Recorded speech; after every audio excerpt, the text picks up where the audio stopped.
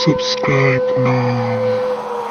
Click the bell icon to like, comment, and share.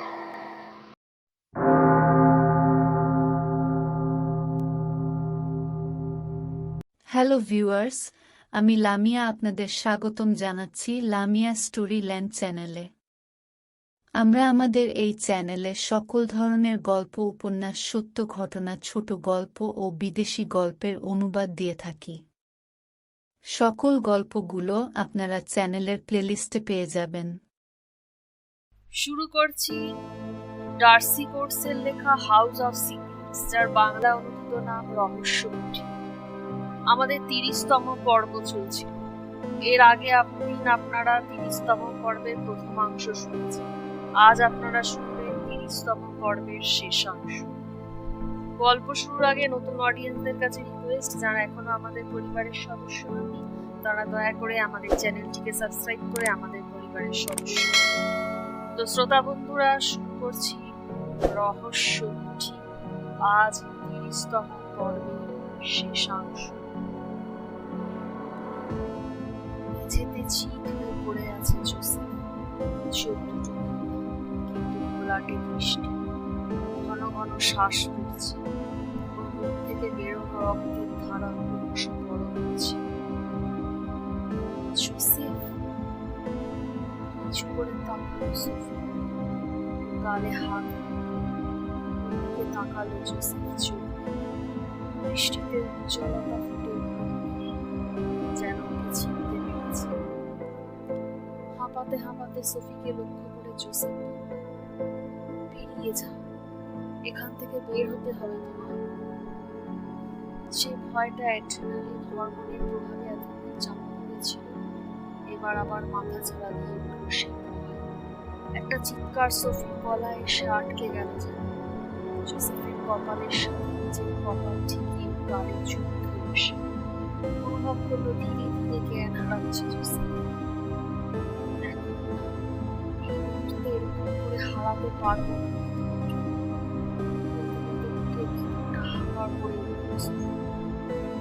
চোখ তুলে তাকালো সোফি, একটু সাহায্য দরকার। গ্যারেট কাকা বসে আছেন দেয়ালে ঠেস দিয়ে, বাম হাত দিয়ে ডান হাতটা চেপে ধরে আছেন। মনে হলো হাতটা যেন তার ভেঙে গেছে। একটা কেনের দিকে সরে গেছে গ্রিমলক। মিস বিশপ ওর সাথে লড়ছে। যতবারই ওকে আঘাত করছে গ্রিমলক, ততবারই হাওয়ায় মিলিয়ে যাচ্ছেন তিনি। পর মুহূর্তেই আবার আবির্ভূত হয়ে আঘাত করছেন ওকে। গ্রিমলক ওর মোটা শরীরটা নিয়ে ক্ষিপ্র হয়ে উঠতে পারছে না কিছু। সোফির ছুরিটা দিয়ে জোসেফের মুখের দিকে তাকালো সোফি, চোখ দুটো বন্ধ হয়ে যাচ্ছে। আর্তনাদ করে উঠে সোফি বলে, হেল্প, ওকে এখনই সাহায্য করা দরকার। কিছুতেই এভাবে মরে যেতে পারে না। সেসার মুলুক খুঁজে পাওয়ার পরে অন্তত না। সেসার মুলুক দিয়ে বানানো চায়ের কাপ ছিল সোফি, বিছানার পাশে রয়েছে। ওটার দিকে দৌড়ে গেল সে। গ্রিমলকের অগ্নিঝরা দৃষ্টি ওকে অনুসরণ করছে টের পেল সে। তারপরেই প্রচন্ড একটা আঘাত এসে লাগলো ওর গায়ে। ক্ষেপ করলো না সোফি, ছুটে গিয়ে কাপটা হাতে তুলে নিল সে। কি মানলো ওটার ভেতরে হালকা নীল রঙের খানিকটা তরল তখনও রয়ে গেছে। চোখের পলকে জোসেফের কাছে ফিরে এলো সে। ওর হাঁ করা মুখের ভেতর ঢেলে দিল তরলটা। 4 ফোঁটা তরল পড়ল ওর মুখে। ঝাঁকি দিয়ে আরো 2 ফোঁটা চা ফেললো সোফি ওর মুখের ভেতর। তারপর কাপটা রেখে দিল একপাশে। শুয়ে তাকালো স্বামীর মুখের দিকে। চোখ দুটো বৃষ্টি নেই সেই চোখে। মনে হচ্ছে শ্বাস প্রশ্বাস যেন থেমে গেছে। একটা শব্দ পেয়ে ঘুরে তাকালো সোফি। বিশপ পড়ে যাচ্ছেন মেঝেতে। কোনো একবার অদৃশ্য হয়ে যেতে পারে একটা সঠিক সময়। সেই সুযোগে গ্রিমলক মেরে দিয়েছিল। এবার সেই দানবটা সোফি আর জোসেফের দিকে থেমে উপোস করে অস্থির হয়ে উঠেছে ওটা। বুঝতে পারলো সোফি, যুদ্ধে জিততে হলে শক্তি সংগ্রহ করতে হবে, ওকে খাবার খেতে হবে। সোফি আর জোসেফের সবচেয়ে উপযোগী খাবার। সোফি লক্ষ্য করলো টান টান হয়ে উঠেছে ওটার মাংসপেশি। আক্রমণের প্রস্তুতি নিচ্ছে সে। জোসেফের উপর হামলে পড়বে দানবটা। জমে গেল যেন ওর বুকের ভেতর। গুলি মেরে একটা উৎকায় বিড়ালের মধ্যে এগিয়ে আসছে ওদের দিকে। হাঁ হয়ে গেল ধক ধক করে জ্বলতে থাকা চোখ দুটো নিবদ্ধ সোফি। আঘাতটা এলো না সোফি। শেষ মুহূর্তে ছোট্ট একটা শরীর ছুটে এসে ঢুকে পড়ল সোফি আর গ্রিমলকের মাঝখানে। গ্রিমলকের লক্ষ্য করে পোকারটা ছুটে যেতে লাগলো। সেই মুহূর্তে গ্রিমলকও এগিয়ে আসতে শুরু করেছিল প্রচন্ড বেগে। থামার সুযোগ পেল না সে। তীব্র গতিতে এসে পোকারের সুচালো মাথার উপর আছড়ে পড়ল প্রকাণ্ড ভারী শরীরটা।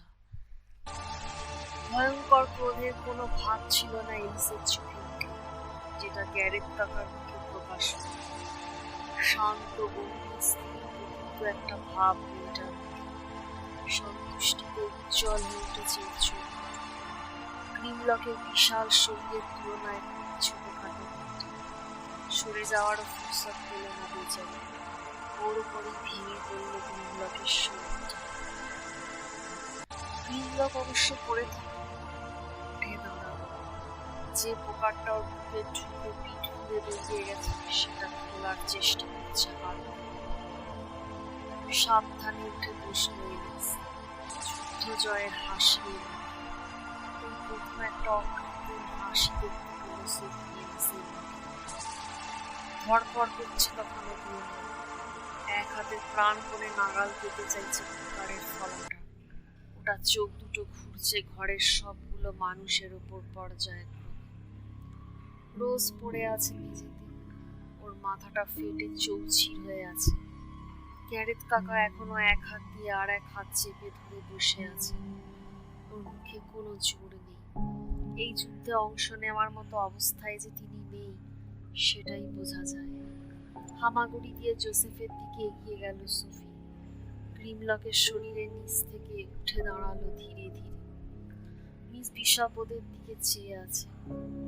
হেসে ফেলল এলিস।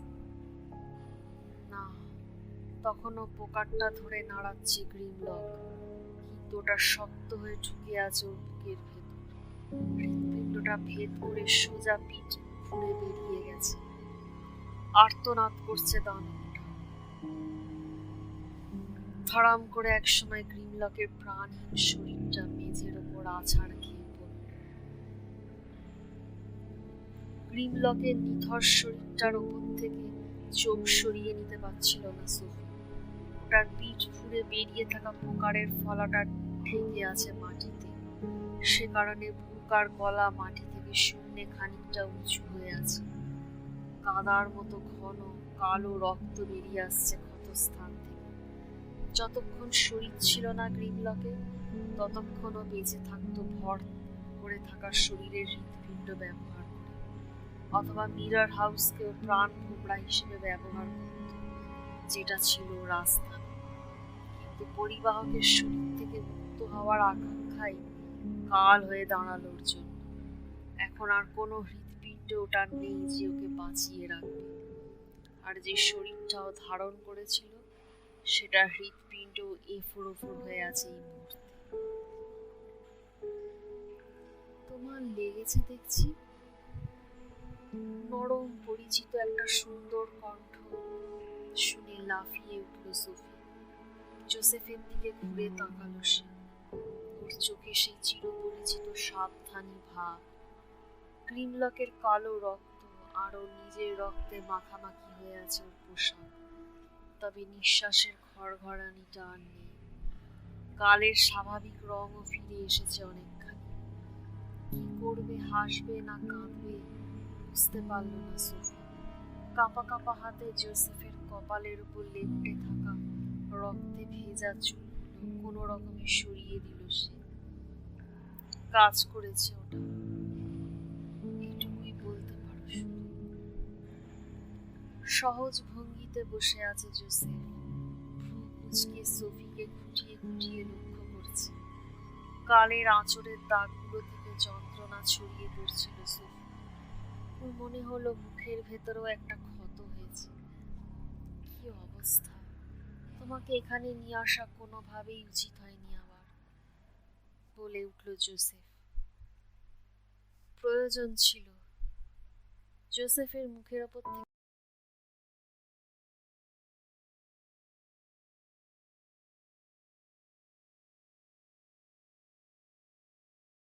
গেছে মনে হচ্ছে।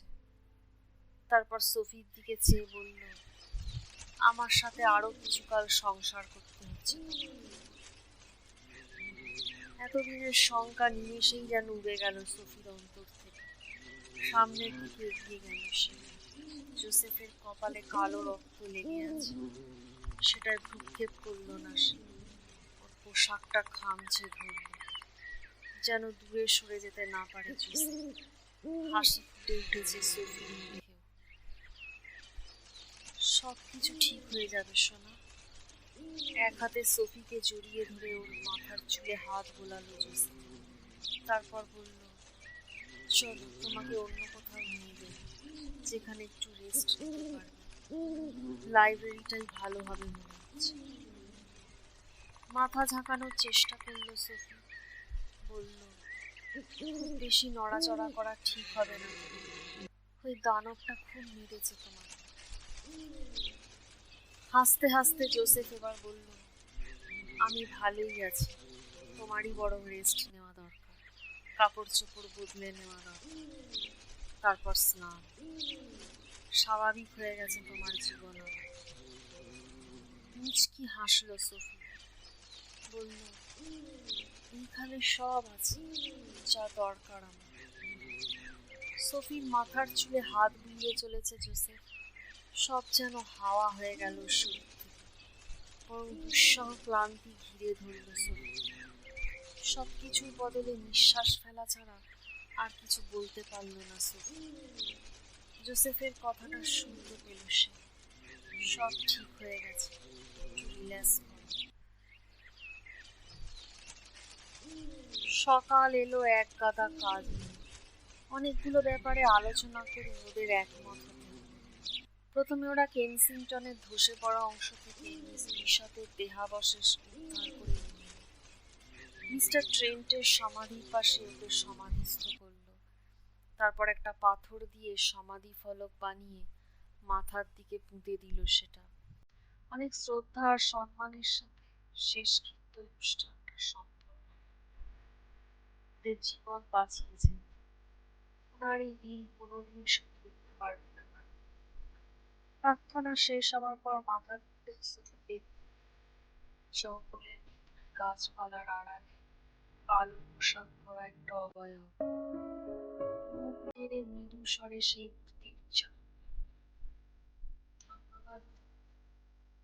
তারপর অদৃশ্য হয়ে গেল। বাড়ির ভেতর ফিরে এসে ওরা আলোচনায় বসে। পার্লার রুমে মৃতদেহ পড়ে রয়েছে তার কি? গ্রিমলকের মৃতদেহটা বিধ্বস্ত লাগছে দেখতে। ওর শরীরের কিছু কিছু অংশ ধোঁয়া হয়ে মুখ, চোখ আর ক্ষতস্থান দিয়ে বেরিয়ে গেছে। ঘরের অন্য পাশে রোজের মৃতদেহটা পড়ে আছে দেয়ালের সাথে মিশে। চোখ দুটো বিস্ফারিত, দৃষ্টিহীন, মাথার খুলি চুরমার হয়ে আছে। শান্ত স্বরে জোসেফ বলল, রোজকে সমাহিত করা উচিত। যতই হোক আমাদেরই একজন ছিল সে, অন্তত এটুকুর জন্য হলেও। একটা কম্বলে রোজের মৃতদেহটা মুড়িয়ে ফেলতে শুরু করলেন গ্যারেথ কাকা। তিনি বললেন, ঠিকই বলেছ। যে জায়গাতে মিস বিশপ আর মিস্টার ট্রেন্টের সমাধি ছিল সেখানে রোজকে ওরা সমাধি দিল না। ওখান থেকে সরে এসে কেনসিংটনের ধসে যাওয়া অংশটার কাছাকাছি বাগানে একটা জায়গা বেছে নিল। গাছপালা দিয়ে ছাওয়া সুন্দর নিরিবিলি জায়গা। সম্মানের সাথে সেখানে রোজকে সমাহিত করা হলো। গ্রিমলককে নিয়ে কি করা হবে সেটার সিদ্ধান্ত নেওয়া খুব কঠিন হয়ে পড়ল ওদের জন্য। কেউই ওটাকে ছুঁতে চাইছিল না। আর এত বড় বিশাল এক মানুষের পক্ষে নাড়ানো সম্ভব নয়। শেষ পর্যন্ত এলিসি বলে দিল কি করা যায়। সে বলল, ওটা ওখানেই পড়ে থাক। মিস বিশপ তার সমস্ত জীবনটা ওকে ধ্বংস করার উপায় খুঁজে গেছেন। ওর পায়ের কাছে পড়ে থাকলে নিজের বিজয় দেখতে পাবেন উনি চিরকাল ধরে। ফায়ারপ্লেসের ঢাকনার ওপর ঝুলতে থাকা মিস বিশপের অয়েল পেন্টিংটার দিকে চেয়ে সোফি এই কথাটাই ভাবছিল।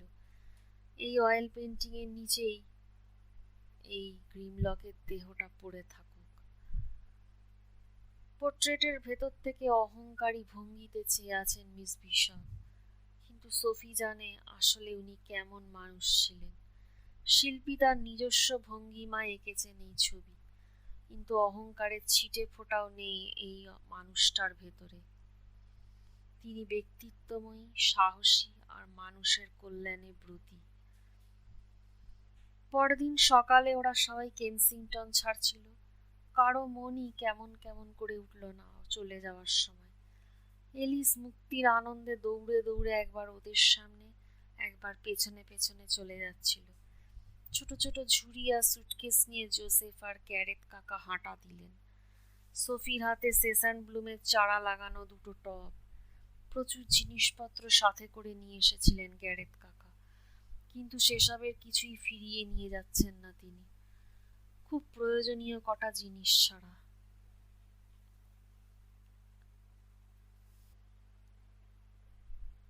সূর্য যখন হেলে পড়তে যাচ্ছে, ঠিক তখনই জঙ্গলের ভেতর থেকে ঘোড়ার খুরের শব্দ ভেসে এলো।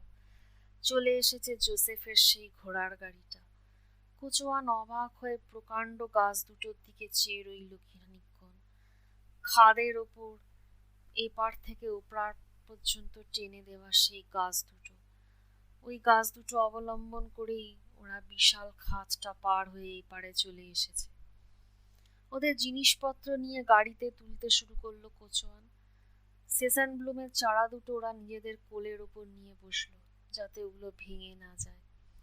ঠিক করা হলো একটা টপ সোফি আর জোসেফ দুজনে পালাক্রমে ধরে থাকবে, অন্যটা গ্যারেথ আর এলিস বহন করবে। জঙ্গলের সোজা পথটা ধরে ঘোড়াগুলো ছুটতে শুরু করার সাথে সাথে সোফি জোসেফের কাঁধে মাথাটা এলিয়ে দিল। খুশি হয়ে ওর মাথায় চুমু খেলো জোসেফ।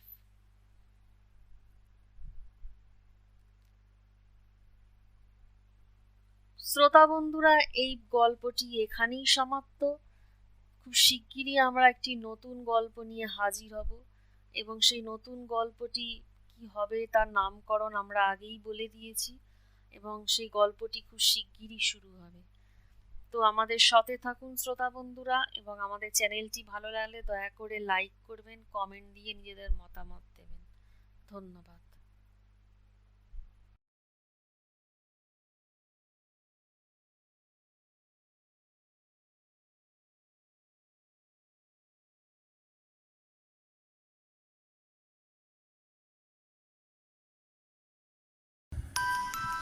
গল্পটি শোনার জন্য আপনাদের সবাইকে অসংখ্য ধন্যবাদ। পরবর্তী পর্ব পেতে অবশ্যই আমাদের চ্যানেলটি সাবস্ক্রাইব করুন এবং বেল আইকনটি ক্লিক করুন। গল্পটি ভালো লাগলে অবশ্যই ভিডিওটিতে লাইক ও কমেন্ট করে জানাবেন। শুভরাত্রি।